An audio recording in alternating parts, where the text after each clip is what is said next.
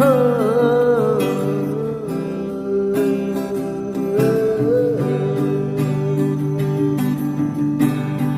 raga dadi manusia,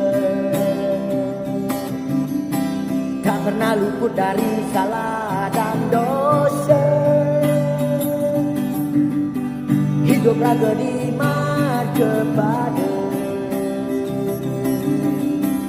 jelimelah serta menyama.